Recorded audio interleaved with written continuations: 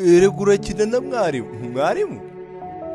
Mwarimu ni urufatiro rw'ubuzima, mwarimu ni ubuzima, mwarimu ni isi, mwarimu ni byose, mwarimu ni igitangaza, mwarimu niwe dukesha ko bagabo nyabagabo.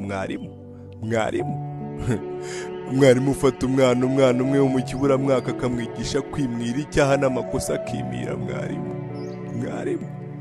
Mwarimu ufata umuntu akamuhinduramo umuvuzi agafata umuvumo akawuhinduramo umuturutu w'umupfumu ndagapfusha rukara. Mwarimu ni igitangaza, impamo yose mwarimu si umuntu. Mwarimu ufata umuburabwenge akamuhereza ubwo bugengeje agahinduka umunyabwenge akayobora uwo murenge akamenya guhasha ibyigenge. Mwarimu dore n'umukuru w'abakuru nyir'inkoni ushumbye u Rwanda nawe azi mwarimu, cyane ko yamunyuraga imbere akamukubita akanyafu ariko abarimo muranahangara.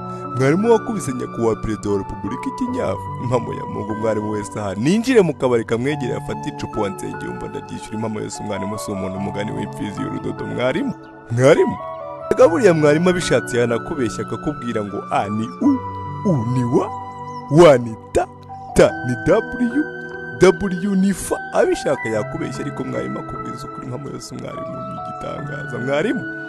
Ngaho muri hose ndagira ngo muhuze ibiganza dukomere amashyi mwarimu. Mwarimu ni igitangaza, mwarimu ni byose, abuze mu gihugu cyahinduka umuyonga. Mwari gakubitwe ikivuguto. Umwarimu umuntu urera ibihangaje akarera n'ibibungenge, ntihagire ugira impungenge ko yaza abakorera nk'iby'ibivenge. Umwarimu amurera neza. Umwarimu umuntu ugutoza akagutonesha, watana akagucyaha mu gihe abandi bagukenyura mu nyito yo kugukebura, ariko mwarimu akagukebura neza. Ni ukuri umwarimu ni iremabwenge si burabwenge. Hambere aha hari icyo numvisha kivuga ngo imyaka 12 yo kwitoza kunebwa, ariko base babo bari bataravuka. Umwarimu ahari hose jye muheteye ibiganza byombi yubaho cyane. Umubyeyi uguha ubumenyi nta kiguzi, wabanyura mu maboko ari batatu ubwuka budasanzwe. Mwarimu no kuba umuntu ukomeye cyangwa se ukaba perezida rugeretse, ntagire ishyari ngo yumve yahindura umurimo yirengagije uwo muruho, agakomeza kwigisha bene Imana. Umwarimu ntakomeye mw'abantu mwe.